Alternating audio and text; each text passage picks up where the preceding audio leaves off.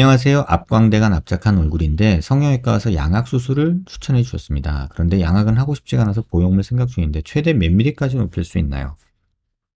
몇 미리가 정해진 건 아니에요. 뭐 얼마든지 넣을 수 있고요. 그렇다고 뭐 1cm씩 넣지는 못하죠.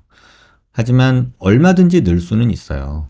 그리고 뭐 최대라고 해서 뭐 안 되는 그런 거는 없고요. 뭐 앞광대 부분은 신경이 나오는 부분이기 때문에 뭐 신경만 잘 뭐 늘어나 준다면 그래도 한 7, 8mm 정도는 뭐 너끈하게 넣을 수 있고요.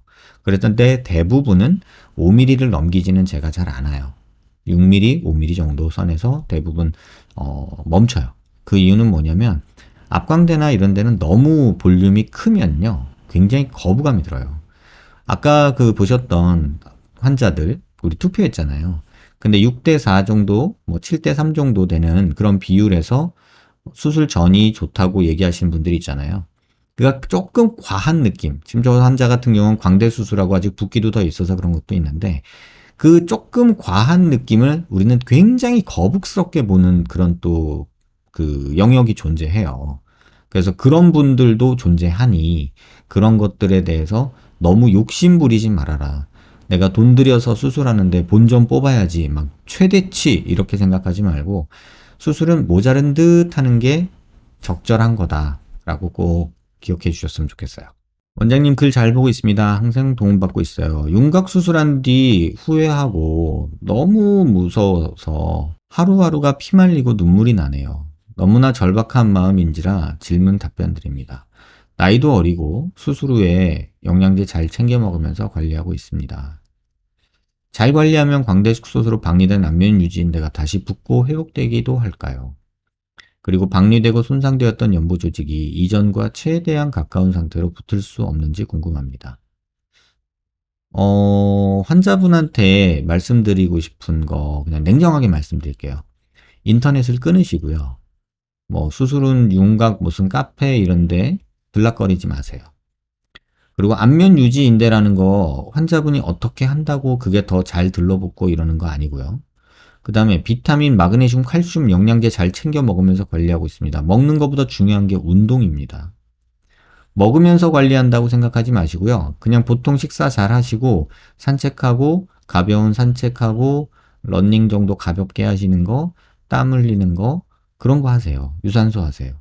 그게 가장 중요한데 그런 거 저런 건 다 빠지고 약 먹고 관리하고 있고 이런 거 유지인대는 환자분이 뭘 어떻게 한다고 뭐 붓고 이런 거 아니고요.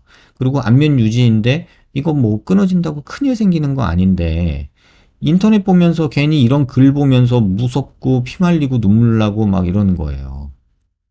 지금 필요한 건 인터넷을 끊으시고요. 카페니 뭐니 이런 쓸데없는 글 보지 마시고요. 영양제 먹고 약 먹으려고 하지 마시고 산책하고 돌아다니면서 유산소 운동하세요. 그게 훨씬 더 도움이 될 거예요. 뭘 하려고 하지 말고 산책하고 움직이세요. 그게 제가 환자분들한테 드리고 싶은 말씀이에요. 안녕하세요. 설명 주신 수술 후 볼페임은 유착 제거 후 지방 이식으로 가능한 건가요? 어떻게 보면 현실적으로는 이 방법밖에 없다고 봐요, 저는. 유착 제거 후? 유착 제거가 아니에요, 정확히 말하면은. 여기 있는 안면 유지인대를 끊어주는 거예요. 이걸 끊어주고 그 끊어주고 나서 다시 붙지 말라고 여기다가 지방 같은 거를 이렇게 넣어주는 거죠. 그래서 유착이라고 하는 게 아니라 워낙에 있던 자이고마틱 리가멘트예요. 여기에 붙어 있던. 근데 그게 상방 이동하면서 따라 올라가니까 이런 식으로 피부를 끄집고 올라가잖아요. 그러면 여기가 폐이겠죠, 당연히. 그러면 얘를 끊어주고 여기다가 지방을 이렇게 깔아주는 게 현실적이기는 하죠. 가능은 하지만 느낌 자체가 근데 좀 환자분 표현으로 빌자면 모양은 좋아졌는데 벙벙해요. 풍선 바람는 것 같은 이런 느낌들 얘기하세요. 그래서 웬만하면 너무 상방고정이라는 거에 환상을 가지고 볼처짐에 대한 두려움 때문에 그런 선택을 하지는 마시라 이렇게 좀 말씀을 드리고 싶어요. 원장님, 절골술을 하는 병원에서는 T절골과 C절골이 턱의 유형에 따라 결정되는 절개 유형인가요? 그리고 모든 턱끝 전진술을 하다 보면 신경 손상이 반드시 일어나나요? 아니면 특정 절개 방식에서 유독 위험이 큰 건지, 또는 유형에 관계없이 의사가 수술을 잘못했을 때 그렇다는 것인가요? 절개 유형으로 보면 전에도 이거 방송에서 설명드렸는데, 신경이 이런 식으로 가니까 그나마 어 뭐 이런 식으로 시옷으로 뭐 하는 절골을 하면은 좀 신경이 덜 다치겠죠. 근데 문제는 시옷 절골을 이렇게 위로 하는 거가 그나마 신경 관점에서는 좋은데, 뭐 일자로 이렇게 길게 가능한 위에다 한다 뭐 이런 얘기 하시면은, 여기가 위로 올라가면 올라갈수록 신경 손상 가능성은 높아지는 거죠. 그리고 이 맨디블라 인사이서 너브라는 이 너브 자체가요, 지금 이렇게 한 선으로 이 그림에선 그려져 있지만 막 이렇게 플렉서스라고 그래가지고 지들끼리 막 이렇게 연결이 돼 있어요. 그래서 설사 뭐 이런 데서 끊어졌다 해도 뭐 이렇게 우회로 여기 옆으로 이렇게 돌아가지고 신경이 들어가기도 하고 뭐 이런다고 해요. 그래서 이런 생각에서 조금 벗어나세요. 다만 뭐 일자로 이렇게 신경 바싹 붙여가지고 뭐 이단절골하고 뭐 어쩌고 하는 이런 거 할 때는 이런 가능성이 굉장히 높다 이렇게 생각하세요. 그러니까 좀 안전하게 해야 되는데 욕심을 부리거나 한 방법을 고집하는 사람들이 문제라고 저는 생각해요. 한 방법으로 다 되는 수술 절대 없어요. 근데 잘하면 된다 이렇게 얘기하면서 자기 방법을 고집하는 분들이 계시거든요. 이거 조금 나쁘게 말하면요, 부족한 사람이, 그러니까 뭐라고 해요, 골목대장이 뭐 까부는 것 같은 그런 느낌이에요. 한 가지 방법으로 다 되지 절대 않아요. 신경이 막 이렇게 밑으로 내려온 경우도 있고요. 또 여기를 가능한 한 이렇게 자르고 나면은 여기가 뭐 한 4, 5mm밖에 안 남는 경우도 있어요. 턱뼈가 이렇게 뾰족해서. 뭐 이런 경우의 변수가 너무 많은데, 뭐 무슨 방법, T절골, 시옷절골, 먼절골, 그래서 내 방법은 다 돼. 뭐 이런 거 조심하시면 돼요. 그래서 꼭 어떤 방법이다, 어떤 의사다, 어떤 의사의 부주의다 이렇게 말할 게 아니라, 그냥 이거는 조심하는 수밖에 없어요. 근데 의사가 자기 방법만 고집하고 한 가지 방법으로 모든 걸 다 해결하려고 덤빌 때 가장 위험하게, 간혹, 전체는 아니겠지만 간혹 겪게 되는 신경 손상이라는 거 꼭 기억하시기 바래요. 근육 피부는 그렇다고 한다면 지지하려고 붙어있는 근육은 사각턱 수술했을 경우 같이 잘라지면 어떻게 되는지, 근육이 훼손돼 썩어 제거하는 것도 봤었는데 직접 보셨나요? 사각턱 수술을 했는데 근육이 훼손되어 썩어서 제거한다. 이거 누가 이런 말 하고 있는지 저는 알거든요. 그거 어그로 끄는 거예요, 그냥. 공포감 조성. 사각턱 수술하는데 근육이 손상받는 게 아니라 뼈에서 분리가 되죠. 근육이 손상받는 경우는 근육을 축소하고 잘라내는 경우는 그럴 수 있죠. 근데 그런다 치어도 그게 훼손돼서 썩어서 제거를 한다? 근육이 썩는다? 말도 안 되는 소리잖아요. 흉살이 생겨서 뭉칠 수는 있고 거기에 혈행이 안 좋아서 뭐 붓고 이럴 수는 있어요. 근데 그걸 썩었다고 표현하는 거 자체, 그런 단어는 그냥 공포감 주려는 거예요. 그런 사람 조심하세요. 그냥 그렇게 공포감을 조성하고 나는 잘하기 때문에 나한테 오세요, 이런 얘기거든요. 근데 그런 거는 좀 조심해야 되지 않을까요? 이런 단어를 쓰는 의사들이 있다는 게 저는 조금 좀 의아하기도 했는데, 누군지 알아요. 근데 이건 좀 아니죠. 뭐 뼈가 썩는다, 뭐 이런 말 쓰잖아요. 뼈가 썩는다, 뼈가 녹는다, 흡수된다, 그렇게 표현해도 될 거를 썩는다 막 이렇게 표현을 하더라고요. 썩은 뼈가. 그러니까 잘못된 거잖아요. 그래서 그런 거에 괜히 공포감 느낄 필요도 없고, 사각턱 수술하면서 근육 손상은 필연적인 거 아닌가 해서요. 그러니까 이런 얘기 들으면 불안해서 또 이런 생각이 뻗치는 거예요.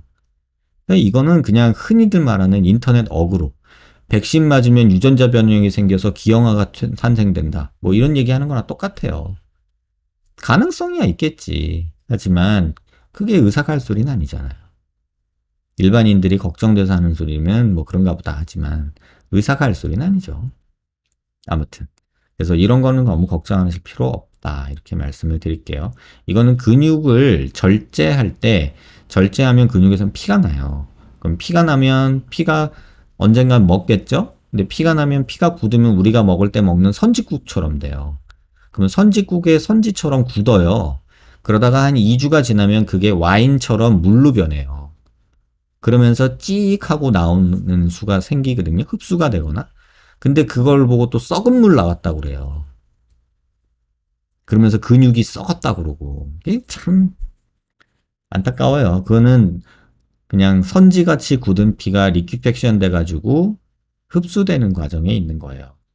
그래서 그런 과정을 뭐 썩었다, 근육이 썩었네, 내가 그걸 잘 제거를 했네, 청소를 했네. 그러니까 그런 식으로 표현하는 사람들 조심하세요. 그냥 좀 저는 싫어해요. 뭐 나만 할 수 있고 고난도 또는 뭐 막 이런 말도 안 되는 뭐 이런 얘기들 하는 거 좀 불편해요, 저는. 선생님, 환자 수술 말고도 성형 분야 연구도 같이 하시나요? 뭐 제가 뭐 연구를 할 게 따로 있나요? 저는 뭐 연구랍시고 이렇게 거창한 단어를 쓰긴 좀 그렇고 그냥 하다가 이런 거는 진짜 이런가? 이런 생각이 들고 하다가 이거는 이렇게 되면 진짜 이런 결과가 나오나? 이런 것들이 궁금해서 그냥 제 나름대로 제 환자 데이터 가지고 이거 저거 쪼물딱거리면서 어떻게 보면 놀고 있는 거죠. 놀이처럼 하고 있는 거고요. 뭐 연구라고 말하기에는 조금 뭐 개인 병원 혼자 있는 구멍가게 의사가 무슨 연구라는 단어를 쓰겠어요. 좀 민망합니다. 근데 나름 그냥 제가 하는 일 갖고 고민은 하죠, 항상. 이렇게 하면 좀 더 나을까? 이렇게 하면 좋지 않을까? 이거 이렇게 하면 효과 있을 것 같은데 실제 효과 있나? 뭐 이런 거에 대한 그냥 제 자신에 대한 의문은 계속 갖게 되죠. 제가 무턱 보형물을 하고 나서 살도 찌긴 했는데 이중턱, 삼중턱이 생겼어요. 근데 제 생각에는 보형물 때문에도 이중턱이 심해진 것 같긴 하거든요. 영향이 있나요? 제가 이게 CT를 찾으려다 못 찾았거든요. 실제로 이렇게 돼서 저한테 오신 분이 계세요. 우리가 턱에 실리콘 보형물을 넣을 때는 이렇게 넣거든요. 근데 실리콘 보형물이 약간 위에 들어가 있다고 생각해 보세요. 요렇게. 그리고 절개는 여기까지만 요렇게 했다고 생각해 보자고요. 요렇게 절개하고 요런 보형물을 넣었다고 생각해 보세요. 그러면 겉의 모습이 어떻게 나오냐면요. 요렇게 갔다가 여기 볼록 했다가 지금 여기 경계에서 한번 요렇게 또 됐다가 여기 살쪄서 또 요렇게 돼요. 그럼 이게 삼중턱이죠. 하나, 둘, 셋. 이건 살쪄서 이거는 여기 실리콘이 만들어낸 요 경계 때문에 생긴 턱, 두 턱. 그 다음에 여기는 이중턱이 만들어내는 턱. 그래서 하나, 둘, 셋. 이렇게 삼중턱이 생기는 경우가 실제로 있어요. 실제로 봤고요. 나중에 기회 되면 제가 찾아가지고 보여드릴게요. 뭐 요런 영상이 있는데 그러니까 요거 한마디로 얘기하면은 긴 곡선 하지 말고 뭐 T절골이나 시옷절골 해라 이렇게 말 주장하시는 분인데 그냥 말로만 하지 말고 근거를 좀 대주셨으면 좋겠어요. 뭐 근육을 보존한다 뭐 이런 얘기 하는데 이거 한번 제가 전에 영상 만든 거 있잖아요. 근육을 보존하고 뼈를 자른다. 도대체 박리는 어디까지 하는 거며 그런 거에 대해서 좀 의학적으로 해부학적으로 좀 설명해 줬으면 좋겠어요. 그냥 말로만 그렇게 하는 방송들은 전 개인적으로 여러분이 좀 걸러보셨으면 좋겠어요. 뭐 많이 그런 걸 또 좋아하시는 것 같아요. 그냥 이렇게 말로만 떠드는 방송들. 근거 없이 그냥 뭐 의학적인 해부학적인 그런 거 없이 그냥 이렇게 말로만 주장을 하는 그런 거를 되게 또 좋아하시는 분들이 있는 것 같아요. 근데 그러지는 않으셨으면 좋겠다. 이렇게 좀 말씀드릴게요. 선생님, 애교살 수술도 있나요? 웃을 때만 애교살이 생겨서 필러 맞아봤는데 양쪽에 넣었는데 너무 부자연스럽고 필러가 비쳐 보여서요. 요즘 앞볼 리프팅 하면서 애교도 같이 만들어준다는데 효과가 좋을까요? 이거 누가 상담하다가도 이렇게 질문 주시는 분이 계셨거든요. 근데 저는 애교 필러 반대하고요. 옛날에 애교살 수술 한 10년 전에 유행을 했었어요. 뭐 진피도 넣어보고 근육을 겹쳐보기도 하고 막 그런 짓 했는데 요새 그게 그러다가 쏙 들어갔거든요. 근데 또 최근에 무슨 중안면부 리프팅 하면서 애교살 만들어준다는 병원이 있는 거를 봤어요. 상담하다가 환자분이 저한테 물어보셔서 그 홈페이지 들어가서 봤는데 뭐 말은 그럴싸하게 써놓으셨는데 결과 사진은 잘 모르겠어요. 그래서 뭐 여러 시도들이 있었어요. 수술은 방법은 개발이 돼 있었는데 그 모습 자체가 그렇게 자연스럽지도 아주 매끈하지도 않아서 그래서 좀 하다가 들어간 게 아닐까. 뭐 그렇게 생각해요. 근데 뭐 또 뭐 신박한 방법이 나왔는지도 모르죠. 그래서 제가 잘 모르는 영역이어서 제가 명확하게 말씀은 못 드리겠는데 뭐 방법이야 계속 개발이 되고 만들어지겠죠. 근데 그게 얼마나 지속돼서 여러 사람이 시행하느냐, 그게 차이가 있겠죠. 선생님, 두상이 크면 광대 효과가 많이 없다고 들었는데, 제가 두상이 15mm에 광대가 13.5인데, 근데 참, 제가 이 수치를 모르겠거든요? 두상이 15mm라는 게 1.5cm라는 거예요? 이게 무슨 소리죠? 두상이 1.5cm라는 게 어디가 1.5cm라는 건지 모르겠어요. 그리고 광대가 13.5라는데, 광대 어디가 13.5죠? 근데 전 이 말이 일단 이해가 안 됐고요. 광대 효과 볼 거라고 하셨어요. 근데 광대가 두상이 크다고 광대가 무조건 효과가 없는 건 아니고요. 예를 들면 두상이 이렇게 크다고 칩시다. 근데 광대가 이렇게 나왔어요. 그리고 얼굴이 이렇게 생겼어요. 효과 있나요, 없나요? 효과 있죠. 두상이 아무리 커도. 그죠?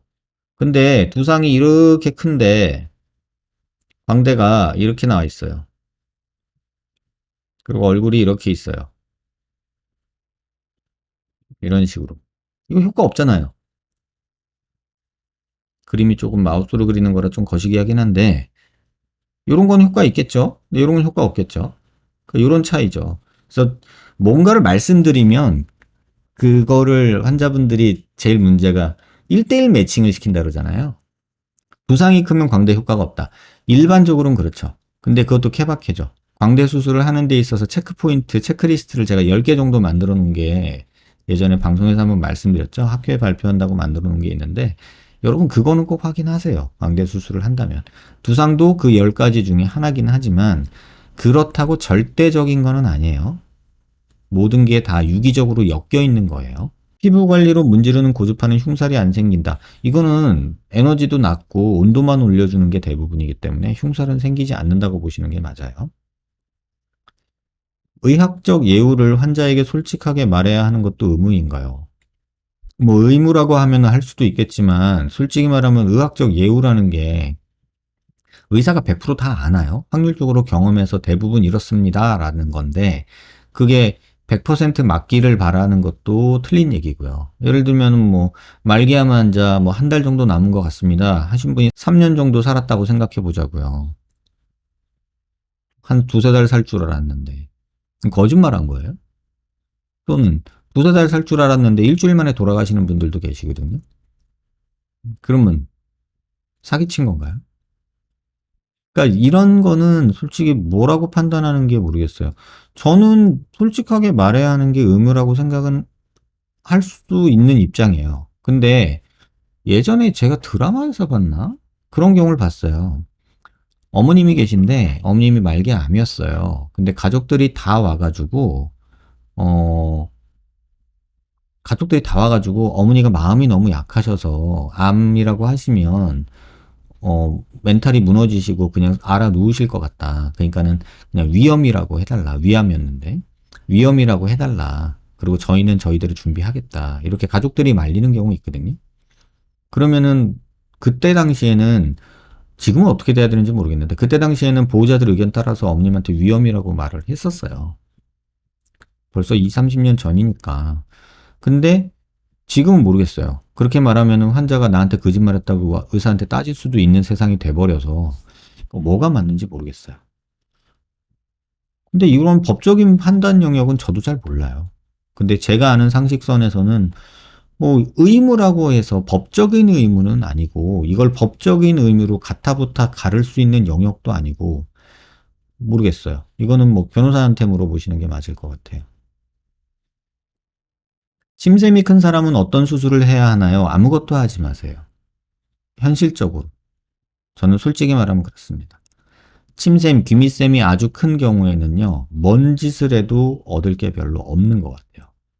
그렇다고 침샘 제거를 하자니 흉터도 그렇고 리스크도 너무 크고.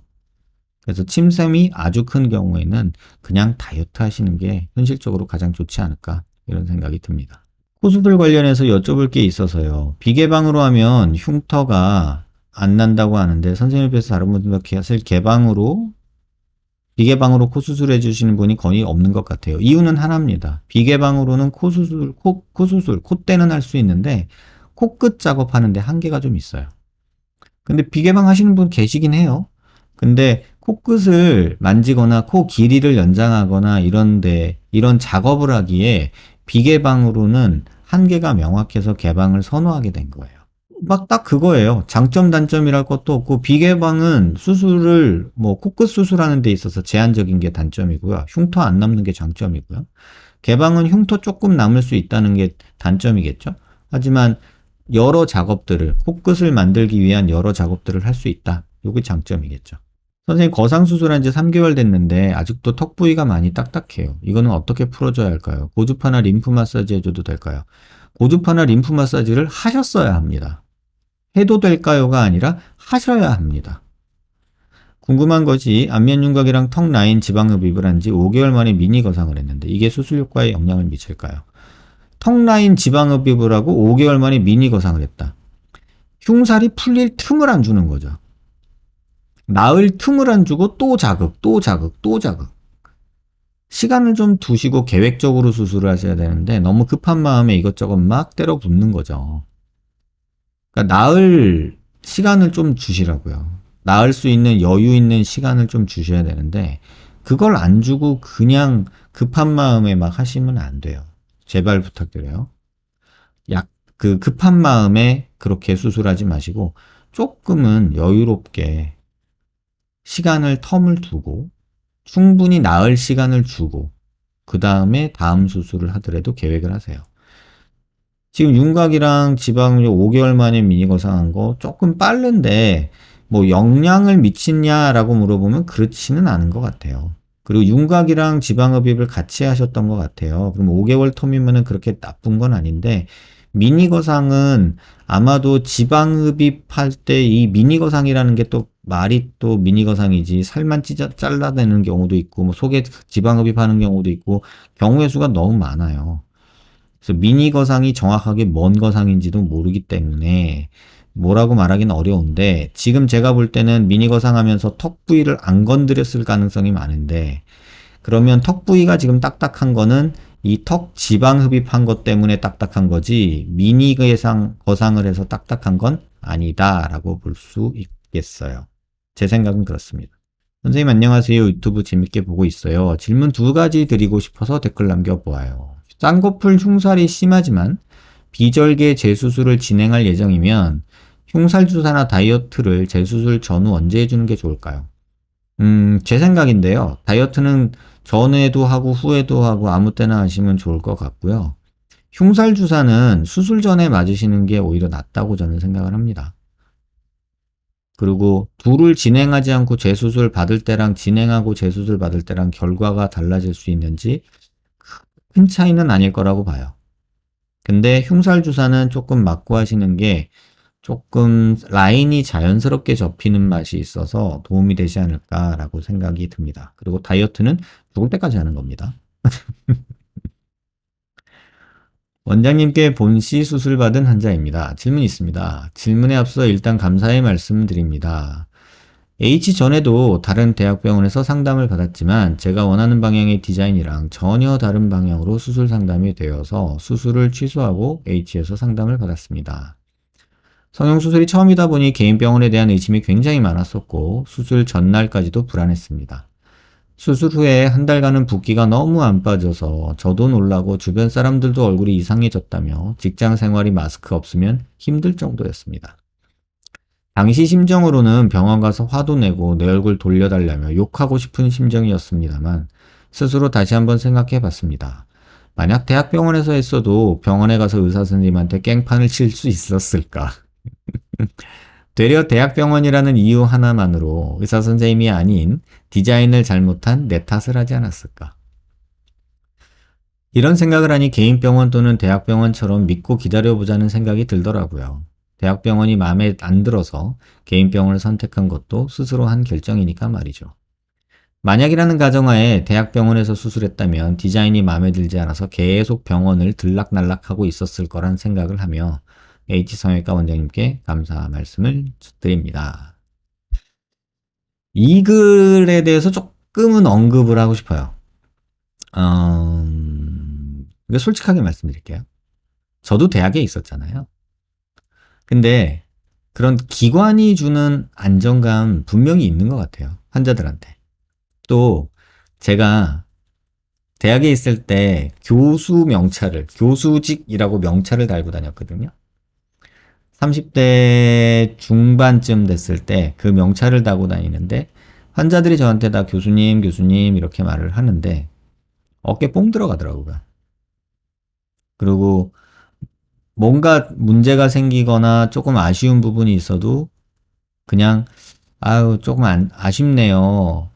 근데 뭐 최선을 다했습니다 라고 하면은 그때 당시에는 교수님 고생하셨습니다. 뭐 어쩔 수 없죠. 이렇게 대화가 학교에 있을 때는 됐거든요. 근데 개업하고 나와서부터는 전혀 반대 상황이 벌어지더라고요. 거의 뭐 쌈딱처럼 달라들고 장사꾼 취급하고 아무리 의사로서 조언을 해줘도 무슨 이권이 있는 것처럼 얘기를 하고 막 그러더라고요. 그래서 나는 그대로인데 왜 나를 보는 세상의 눈은 달라졌을까? 이런 생각이 처음에 개업하고 얼마 안 됐을 때 있었어요. 그래서 농담 삼아 친구들한테 그때는 그랬던 것 같아요. 야, 백화점 명품 매장에서 물건 팔다가 길바닥 시장에서 좌판 벌린 것 같은 느낌이다. 이런 얘기를 했던 것 같아요. 나는 변한 게 없는데 기관에 있다라는 이유만으로 환자들이 그렇게 생각하는 것도 있고요. 또 개업했다라는 이유만으로 장사치처럼 취급하는 것도 있는 것 같아요. 그래서 지금 말씀하신 거 100번 동감해요. 그래서 그런 부분들에 대해서 저도 아쉬운 부분이 있거든요. 하물며 그런 경우도 있어요. 어떤 환자가 대학병원에 갔대요. 그랬는데 무슨 약을 처방을 받았대요. 근데 저한테 와가지고 이 약 뭐예요? 라고 물어보는 거예요. 그래서 아니 처방을 해준 선생님이 얘기 안 해주셔요? 그랬더니 아니 대학 교수님, 대학에 계신 선생님들은 너무 바쁘시잖아요. 순간 좀 기분이 그렇더라고요. 그럼 나는 한가해서 내가 처방하지도 않은 약에 대해서 자기한테 설명을 해주고 있어야 되는 거야? 이렇게 얘기를 하게 되더라고요. 날이 쓰더라고요. 심지어는 개업하고서도 그런 일을 겪었죠. 수술하고 나서 저한테 와가지고 이것저것 막 물어보세요. 경과 보러. 아니 수술은 그 병원에서 하고서 왜 경과는 나한테 보니? 라고 했더니 그 병원 원장님은 바쁘시니까 이렇게 얘기를 하더라고요. 그래서 나는 한가해서 지금 자기랑 얘기하고 있는 거고 이렇게 얘기를 했던 적이 있어요. 그래서 이게 뭐지? 상식도 예의도 없구나 이런 생각을 했던 적이 있거든요. 근데 이해는 해요. 또 병원도 많고 다들 뭐 고객님 이런 단어들을 쓰니까 제가 일전에도 말씀드렸잖아요. 병원에서 여러분들이 환자가 되고 싶은지 고객이 되고 싶은지는 여러분들이 정하시는 거예요. 고객이 되는 순간 가면 쓴 미소로 대접을 받으실 수는 있을지 모르겠지만 의학적인 정확한 책임 있는 답을 듣지는 못하실 거라고 저는 생각을 해요. 그래서 저한테 오시는 분들은 저는 개인적으로 환자분이었으면 좋겠고 고객이 아니었으면 좋겠어요. 그게 제가 갖고 있는 생각이에요. 아무튼 이렇게 수술해 주신 분이 질문은 이렇게 해주셨어요. 현재 수술 6개월 차 된 환자입니다. 앞턱과 체부에만 본시멘트를 했는데 아래와 같이 주짓수 운동해도 괜찮을까요? 그래서 이미지 첨부해 주셨어요. 일주일 정도 주짓수 배웠는데 운동을 하면 턱이 화끈거리고 아프더라고요. 운동하는 과정에서 턱이 위아래 양옆으로 눌리면 힘을 받다 보니 혹시 빠질 수도 있을 것 같다는 걱정 때문에 질문드립니다. 아래와 같이 큰 힘으로 백초크 걸리면 보형물이 이탈할 수도 있나요? 이탈할 수는 있어요. 왜냐면 백초크 걸리면 턱뼈 부스러지기도 하거든요. 근데 그 전에 아파서 탭 치실 거예요. 이게 이탈할 정도면은 찢어지는 아픔이 있거든요. 그래서 그 이탈하기 직전에 그 찢어지는 아픔이 있어요. 그래서 무조건 탭을 치실 수밖에 없을 거예요. 그리고 주짓수를 하면 그 턱이 아프잖아요. 악을 써서 그래. 악을 힘쓴다고 막 악을 써서 그래요. 그러면은 근육들이 온갖 다 긴장을 하거든요. 그래서 상관없다고 저는 말씀을 드리고 싶고요. 만약에 이탈할 정도의 충격이나 힘이 가해진다면 턱뼈가 부스러졌어야 돼요. 턱 관절이 빠지던가. 그러니까 그 정도 상황이니까 뭐 그렇다고 뭐 너무 막 이렇게 이런 사람들하고 이런 프로들하고 하진 마시고요. 취미잖아요. 프로 아니잖아요. 그러면은 적당히 아프시면 탭 치세요. 그러면은 본인이 감당할 수 있는 통증 범위 내에서만 하시면 돼요.